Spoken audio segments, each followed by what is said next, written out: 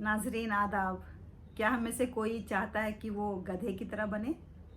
मुझे नहीं लगता कि कोई भी चाहता है, लेकिन इस कहानी को सुनने के बाद आप ज़रूर सोचेंगे कि काश मैं भी गधे की तरह बन जाऊं। तो कहानी कुछ ऐसी है कि एक धोबी होता है और धोबी के पास एक गधा होता है। हम सब जानते हैं कि धोबी अपने पास गधे रखते हैं ताकि वो उस पर कपड़े नदी तक ले जाएं और वहाँ उसे वॉश करें।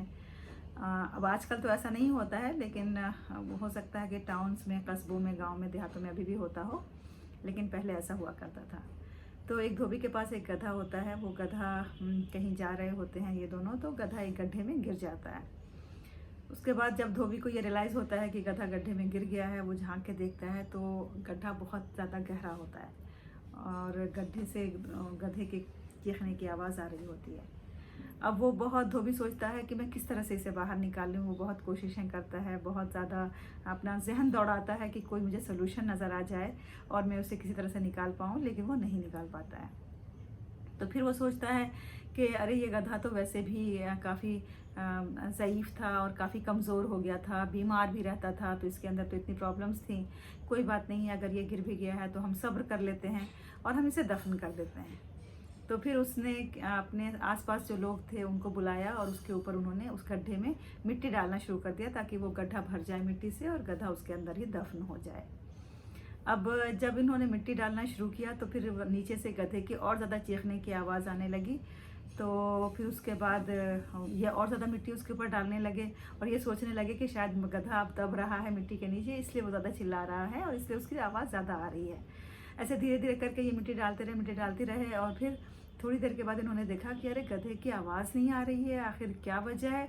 तो जब उन्होंने झांक के देखा तो उन्होंने देखा कि जो मिट्टी उन्होंने डाली थी, गधा उसे अपने बदन से हिला रहा था और उसे नीचे डाल रहा था और वो गधा उस जो फीकी हुई मिट्टी और कूड़ा करकट और तमाम चीज़ें थी उसके ऊपर खड़ा था।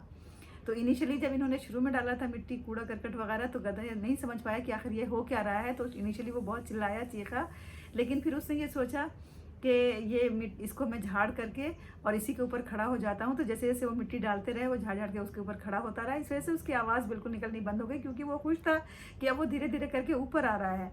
और इस तरह से रफ्ता रफ्ता जब उन्होंने ज़्यादा मिट्टी और कूड़ा करकट डाल दिया और वो गड्ढे के अंदर भरने लगा, क्योंकि गधा अपने ऊपर से उसको हटाने लगा, तो धीरे धीरे करके वो गधा ऊपर आ गया और वो बाहर निकल आया।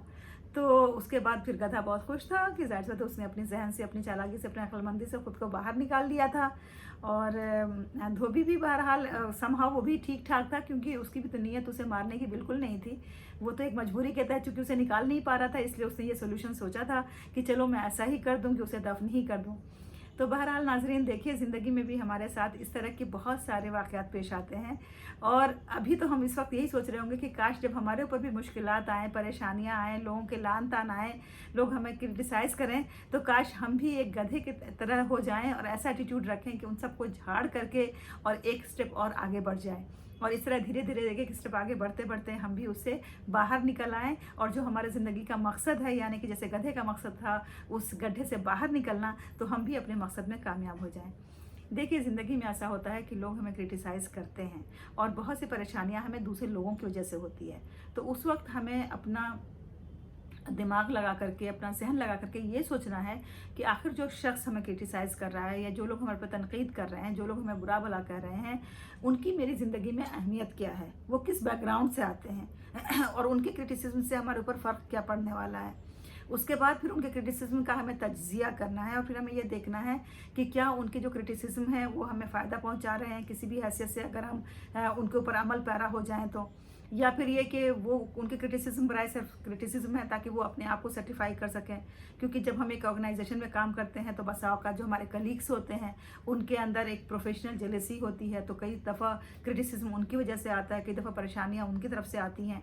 तो जब कोई भी हमें परेशानियों में डाले या जब कोई भी हमें जहनी या जिस्मानी या माली या समाजी किसी भी किस्म की परेशानी दे, तो एक जो ऑप्टिमिस्टिक इंसान होता है, जिसका पॉजिटिव नज़रिया होता है ज़िंदगी के लिए, जो मुस्बत ख़यालात के हामिल होते हैं, वो हमेशा उसका पहले तज्ज़िया करते हैं उस पर रिएक्शन के बजाय, और उसका तज्ज़िया करने के बाद फिर उसके बाद उसका वो सोल्यूशन ढूंढते हैं, उसकी रीज़निंग करते हैं कि आखिर ऐसा क्यों हुआ है। उसके बाद फिर उसका सोल्यूशन ढूंढते हैं और फिर उसके बाद तब अपना रिएक्शन दिखाते हैं।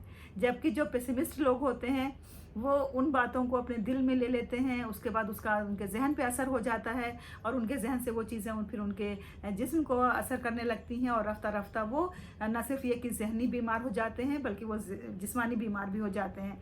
और फिर वो जो उनके ओपोनेंट का मकसद होता है कि आपको हर्ट करना या आपको तकलीफ़ पहुंचाना या आपको गिराना, वो उसमें कामयाब हो जाते हैं और आप नाकाम हो जाते हैं। तो यकीनन कोई नहीं चाहता ज़िंदगी में नाकाम होना, हम सब चाहते हैं कामयाब होना। तो इसलिए जब कभी भी आपके सामने कोई परेशानी आए, कोई मुश्किलात आए, कोई तकलीफ़ आए, कोई क्रिटिसिज्म आए, कोई आपको बुरा भला कहे, तो उस वक्त हमें सिर्फ यही जहन में रखना है कि हमें एक गधे के एटीट्यूड को अपनाना है कि जब उसके ऊपर कूड़ा करकट डाला जा रहा था, उसने उससे परेशान होने के बजाय उसे झाड़ा और उन्हीं कूड़े करकट के ऊपर वो खड़ा होकर के अपने मकसद में कामयाब हो गया। तो हमें यही याद रखना है कि हम किस तरह अपनी ज़िंदगी में ऐसे लोगों से, ऐसे ख़यालात से, ऐसे थॉट से अपने आप को बचा सकते हैं। और आप सब तो जानते ही होंगे कि one pessimist person sees problems in every opportunity while an optimist person sees opportunity in every problem। तो अगर हम मुस्बत ख्यालात के हामिल हैं तो तमाम परेशानियों में हमें कुछ ना कुछ ऐसा मौका दिख जाएगा, ऐसी सुनहरी किरण दिख जाएगी जो हमारी ज़िंदगी को रोशन कर लेगी। और जबकि अगर हम एक मनफी ख्यालात के हामिल इंसान हैं और हमारे ख्यालात में कोई पॉजिटिविटी नहीं है, तो हम हमेशा अगर कोई अपॉर्चुनिटी भी आएगी तो हम सोचेंगे कि अरे इसमें तो ये परेशानी है, इसमें तो ये परेशानी है, इसमें तो ये दिक्कत है, इसको कैसे करें, इसको कैसे ना करें। So please take care of yourself and always please consider that problems are here to brighten our skills। Problems जो आते हैं वो हमारे स्किल्स को शार्पन करने के लिए आते हैं, ब्राइटन करने के लिए आते हैं, वो हमें डल करने के लिए नहीं आते हैं। ये हमारे ऊपर डिपेंड करता है कि हम किस तरह से उन परेशानियों को लेते हैं। तो अब आप ये बताएं कि क्या आप गधा बनना चाहते हैं? जी, मैं तो बनना चाहती हूँ, क्योंकि मैं चाहती हूँ ज़िंदगी में गधे की तरह तमाम परेशानियों को झाड़ के बिंदास एक ऐसी ज़िंदगी गुजारूँ जो इस दुनिया में और दूसरी दुनिया में भी हमें कामयाब कर सके। आप सबका बहुत बहुत शुक्रिया। Take care.